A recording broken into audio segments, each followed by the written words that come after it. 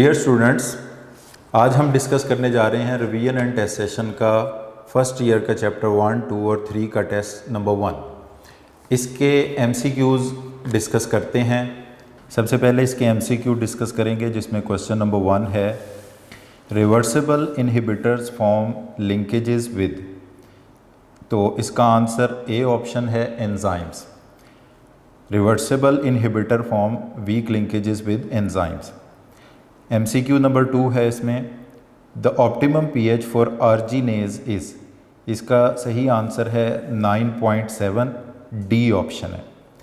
MCQ number 3 है इसमें अब biome is a large regional community primarily determined by. तो इसका दुरुस्त आंसर है बी क्लाइमेट। MCQ नंबर 4 है the structure, mode of transmission, life histories, host parasite relationship are studied in parasitology. Study of parasite is known as parasitology. तो इसका answer क्या होगा? B option parasitology.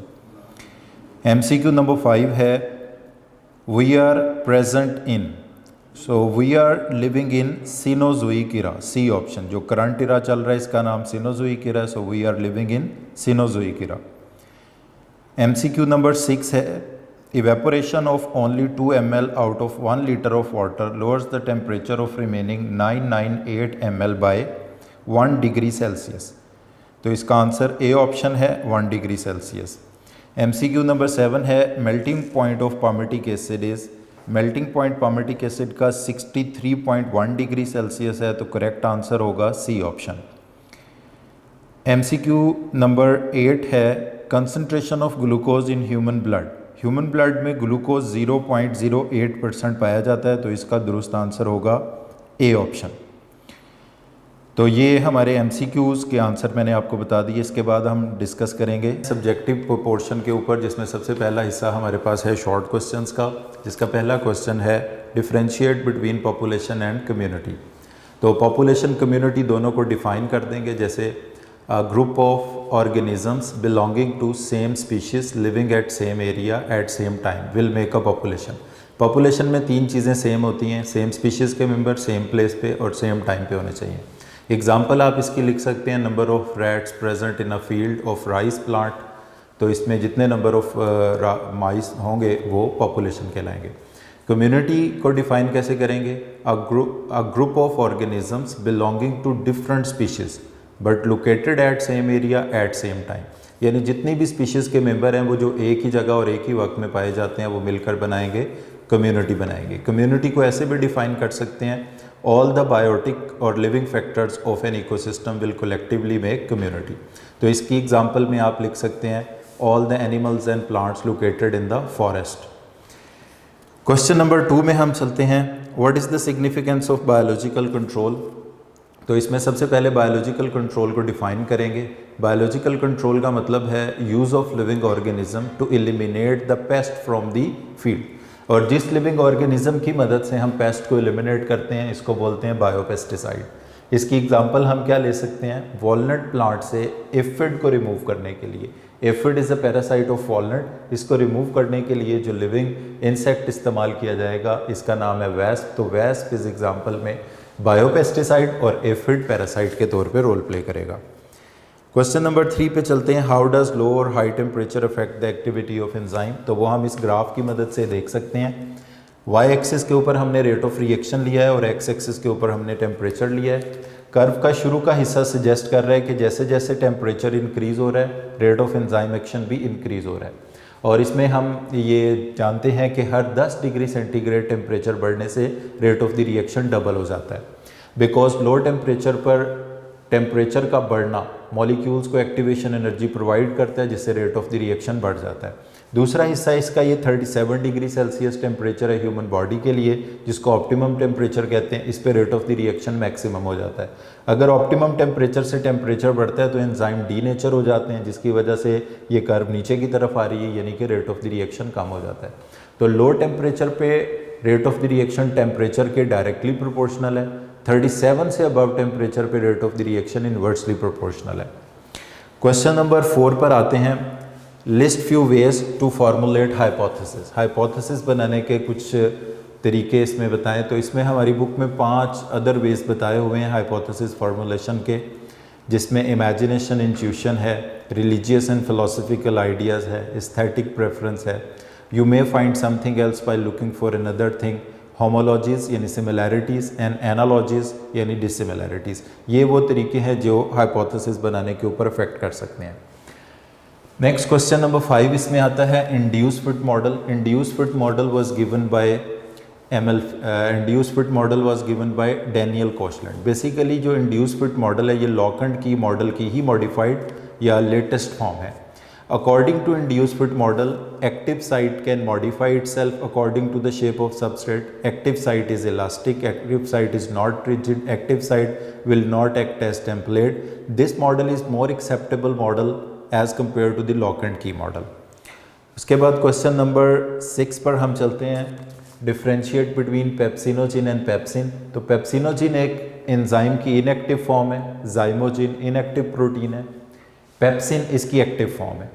इसको इनएक्टिव फॉर्म से active form में लाने के लिए 2 तरीके हो सकते हैं, या तो HCl इसको पेप्सिनोजिन से पेप्सिन में कन्वर्ट करता है, या ऑलरेडी प्रेजेंट पेप्सिन भी पेप्सिनोजिन को एक्टिव फॉर्म में पेप्सिन में कन्वर्ट कर सकता है। अब नेक्स्ट क्वेश्चन आते हैं कि ये क्यों पेप्सिनोजिन इनएक्टिव फॉर्म में सिक्रीट किया जाता है या सिंथेसाइज किया जाता है। Because it is a powerful protein digesting enzyme. जहाँ ये सिंथेसाइज होगा, स्टोर होगा, रिलीज होगा, ये उन सेल्स को डैमेज कर सकता है। तो इसलिए जब ये स्टोर, सिंथेसाइज या रिलीज होता है तो पेप्सिनोजिन होता है। जब अपनी प्रॉपर साइट ऑफ एक्शन पे पहुंच जाता है तो ये पेप्सिन बन जाता है। नेक्स्ट उसके बाद क्वेश्चन नंबर 7 आता है हमारे पास, what is meant by integrated disease management. तो इंटीग्रेटेड डिजीज़ मैनेजमेंट एक डिजीज़ मैनेजमेंट का वो तरीकाकार है जिसमें participation of community including all resources, यानी चाहे आप किसी डिज़ीज़ को वैक्सीनेशन से कंट्रोल करना चाहते हैं, प्रिवेंटिव मेजर से कंट्रोल कर सकते हैं, ट्रीटमेंट से कंट्रोल करते हैं, उसके लिए कम्युनिटी को इन्वॉल्व करके डिज़ीज़ को कंट्रोल करना ये तरीका कहलाएगा इंटीग्रेटेड डिजीज़ मैनेजमेंट, IDM भी इसको बोल सकते हैं। नेक्स्ट क्वेश्चन है हमारे पास, phyletic lineage, an unbroken series of species arranged from ancestor to descendant in which each later species having evolved from one that immediately preceded it। तो phyletic lineage जिसको इवॉल्विंग पॉपुलेशन भी बोलते हैं, ये वो तरीका है जिसमें स्पीशीज़ को उनके इंसेस्टर से डिसेंडेंट रिलेशनशिप में इस तरह से अरेंज किया जाता है कि हर नई आने वाली स्पीशीज़ अपने इमीजिएट इंसेस्टर, बिल्कुल पहले वाली से पैदा हुई होती है। जैसे कि आप यूँ कह लें कि एम्फीबियंस पाइसिस से इवॉल्व हुए, तो पाइसिस एम्फीबियन के इंसेस्टर हो गए, एम्फीबियन से बने रेप्टाइल, एम्फीबियन इंसेस्टर हो गए और रेप्टाइल डिसेंडेंट हो गए। रेप्टाइल से बने एवीज़ और मैमल्स, तो रेप्टाइल इंसेस्टर हो गए, एवीज़ और मैमल डिसेंडेंट हो गए। तो ये पाइसिस, एम्फीबियन, रेप्टाइल, एवीज़ और मैमल्स की फाइलेटिक लीनिएज बन गई। नेक्स्ट क्वेश्चन नंबर आता है हमारे पास 9, जो कि है sketch the structure of nucleotide. तो न्यूक्लियोटाइड के ये 3 पार्ट्स हैं। इसमें एक पेंटोज शुगर है, 5 कार्बन वाली शुगर को पेंटोज शुगर कहा जाता है, जिसमें कार्बन नंबर 1 पर नाइट्रोजनस बेस लगा हुआ है जो एडिनिन, गवानिन, थायामीन, साइटोसिन में से कोई हो सकता है, और कार्बन नंबर 5 पर इसमें फॉस्फेट ग्रुप लगा हुआ है। ये पूरा कॉम्प्लेक्स स्ट्रक्चर जिसमें नाइट्रोजनस बेस हो, पेंटोज शुगर हो और फॉस्फेट ग्रुप हो, इसको हम बोलते हैं न्यूक्लियोटाइड। नेक्स्ट उसके बाद क्वेश्चन नंबर हमारे पास आता है, डिफ्रेंशिएट बिटवीन राइबोफ्यूरेनोज एंड ग्लूकोपाइरेनोज। तो ग्लूकोज की रिंग फॉर्म को कहते हैं ग्लूकोपाइरेनोज। इसका स्ट्रक्चर आप यहाँ देख सकते हैं। इसमें रिंग का ये कार्बन नंबर 1 है, ये 2 है, 3, 4, 5 और 6। इसमें 5 कार्बन्स रिंग के अंदर हैं और कार्बन्स के अलावा रिंग में जो एटम है वो ऑक्सीजन का है, 6ठा कार्बन रिंग से बाहर है। तो ग्लूकोज की रिंग फॉर्म को जब वो वाटर में डिसॉल्व होता है तो स्टेबिलिटी गेन करने के लिए लीनियर की बजाय वो रिंग फॉर्म में आ जाता है और इस रिंग को बोला जाता है ग्लूकोपाइरेनोज। इसी तरह राइबोज की रिंग फॉर्म को कहा जाता है राइबोफ्यूरेनोज। इसमें भी ये कार्बन 1, 2, 3, 4 और 5। तो इसमें आप देख सकते हैं कार्बन नंबर 5 जो है वो रिंग से बाहर है, बाकी 4 कार्बन रिंग में हैं और रिंग के कार्बन के अलावा जो रिंग में एटम है वो ऑक्सीजन का है। इसके रिंग के कॉर्नर्स तो 5 है मगर रिंग में कार्बन कितने हैं? 4, ओवरऑल 5 इसमें कार्बन है। नेक्स्ट क्वेश्चन आता है हमारे पास, give the role of transfer RNA. तो ट्रांसफर आरएनए का रोल इसके नाम से ही पता चल जाता है, वो आरएनए जो अमाइनो एसिड को प्रोटीन सिंथेसिस के लिए राइबोसोम तक पहुंचाता है, उस आरएनए को कहा जाता है ट्रांसफर आरएनए। अब इसकी लेंथ की बात कर लेते हैं। इसमें न्यूक्लियोटाइड 75 से 90 न्यूक्लियोटाइड इसमें हो सकते हैं। ये 10 to 20% टोटल आरएनए होता है सेल में, और इसके नेम से ही इसका फंक्शन पता चल सकता है। It will transfer the amino acid to the protein synthesis site, protein synthesizing site which is ribosome. और क्योंकि प्रोटीन बनाने के लिए मोस्टली 20 अमाइनो एसिड पार्टिसिपेट करते हैं, तो अगर हर अमाइनो एसिड के लिए अलग-अलग ट्रांसफ़र आरएनए हो तो अप्रॉक्सीमेटली हर सेल में 20 किस्म के ट्रांसफ़र आरएनए मौजूद होंगे। नेक्स्ट क्वेश्चन नंबर 12 लास्ट हमारे पास आता है। इसमें करेक्टरिस्टिक्स ऑफ फाइब्रस प्रोटीन्स। तो फाइब्रस प्रोटीन्स वो होते हैं जो फाइबर्स या फिब्रिल्स की फॉर्म में होते हैं, बारीक बारीक धागों की शक्ल में होते हैं। इनमें मोस्टली सेकेंडरी स्ट्रक्चर होता है, ये वाटर इंसॉल्युबल होते हैं, ये इलास्टिक होते हैं, ये नॉन क्रिस्टलाइन होते हैं।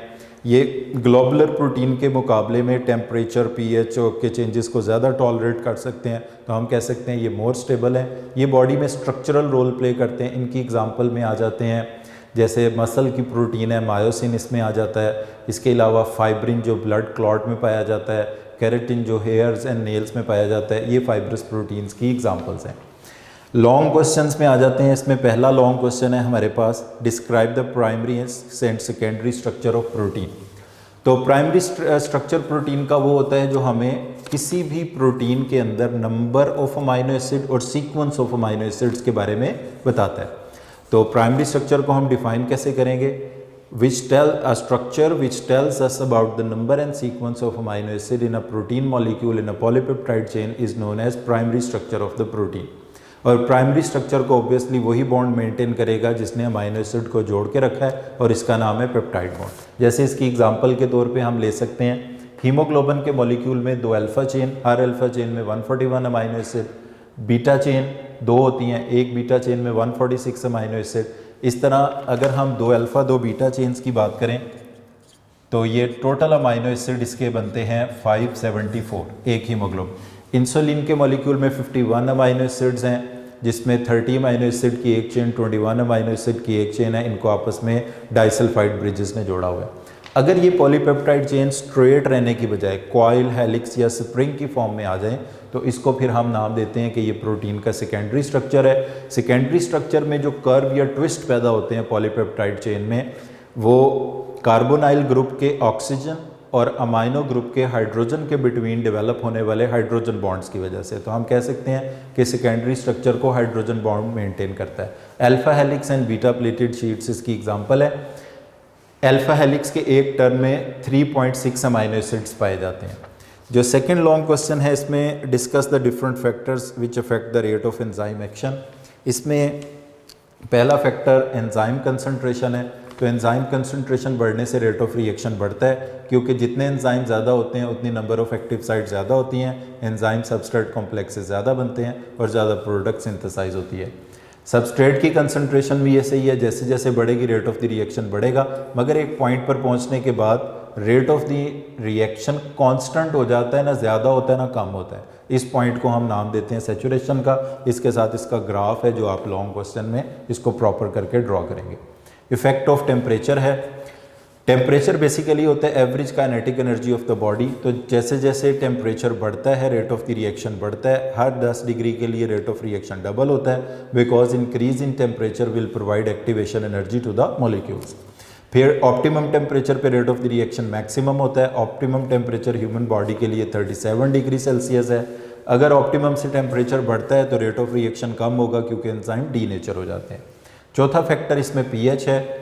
हर एंजाइम किसी नैरो रेंज ऑफ पीएच के ऊपर बेस्ट वर्क करता है, इसको कहते हैं ऑप्टिमम पीएच। अगर ऑप्टिमम पीएच से पीएच थोड़ी ज़्यादा या कम होगी, यानी स्लाइड चेंज इन पीएच आएगा तो एंजाइम एक्टिविटी डिक्रीज हो जाएगी, और अगर एक्सट्रीम चेंज इन पीएच आएगा तो वो एंजाइम डीनेचर हो जाएंगे, यानी ऑलमोस्ट एंजाइम एक्टिविटी स्टॉप हो जाएगी।